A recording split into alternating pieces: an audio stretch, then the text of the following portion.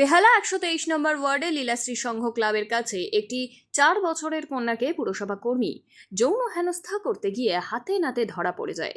স্থানীয় মানুষজন সেই পুরসভা কর্মীকে ধরে লাইট পোস্টে বেঁধে মাথা ন্যাড়া করে। এলাকায় উত্তেজনা, ঘটনাস্থলে পুলিশ। ননি ননি পুরো ভাইরাল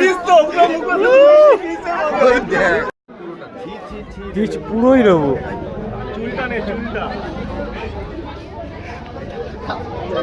সাবাস মারাত্মক নিচটা নেই।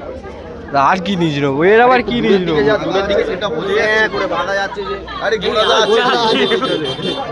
মিথ্যার যুগ, তার কি বলবার এখানে? কাউন্সিলর এসেছিল, কি বললেন? কাউন্সিলর হয়তো বলে গেল, উনি অনেক দিন ধরে কাজ করছেন, কোনো কিছু আর এই আজকে যে যা করেছেন এটা কি ওনার আর কি ওটা মনেই হচ্ছে না।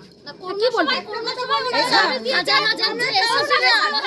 ঠিক আছে, এত বছর ধরে আমরা পাঠ করে আসছি, আমাদের কোনো ইয়ে নেই, ঠিক আছে, মান সম্মান কোনো কিছু নেই। এটা কাজের জন্য গেছিলাম, তার কাছে কোনো আমাদের দায়িত্ব মানে তার নেই, তাদের কোনো দায়িত্ব নেই। কাউন্সিলরকে নামেই আমরা সব চেয়ারে বসেছি, ওইরকম কাউন্সিলরকে নিচে নামানো দরকার। যে কুকুর ছিল সে কুকুরকে রাখা দরকার। আমি আজ বলছি আমি শ্যামলী দেবনাথ, আমি সুদেব দেবনাথের স্ত্রী।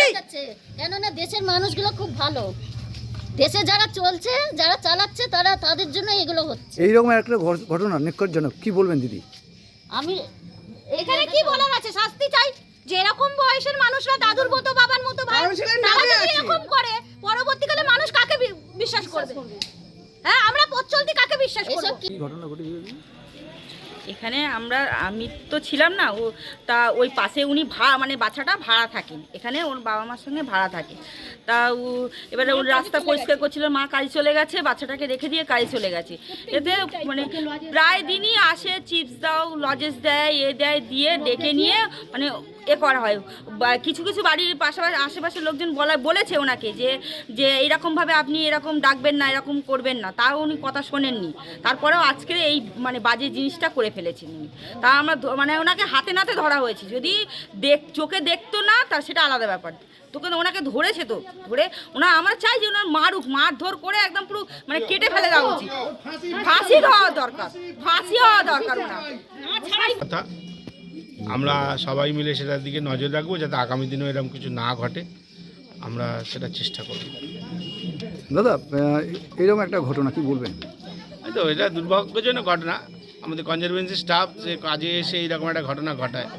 দেখুন 70-80 জন স্টাফ, আমরা তো সবাইয়ের উপরে এরকমভাবে নজর রাখতে পারি না কে কোথায় কী করছে। কিন্তু যখন আমরা ঘটনা শুনেছি সঙ্গে সঙ্গে পুলিশকে ইনফর্ম করে তাকে অ্যারেস্ট করিয়েছি।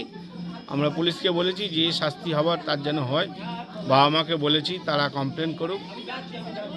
ভগবানের আশীর্বাদে বড় কোনো দুর্ঘটনা ঘটে যায়নি। সব পাড়ার লোকেরা সবাই মিলে সঙ্গে সঙ্গে দেখতে পেয়ে গেছিলো বলে হাতে নাতে ধরে ফেলেছে, এটাই একটা বড় ব্যাপার।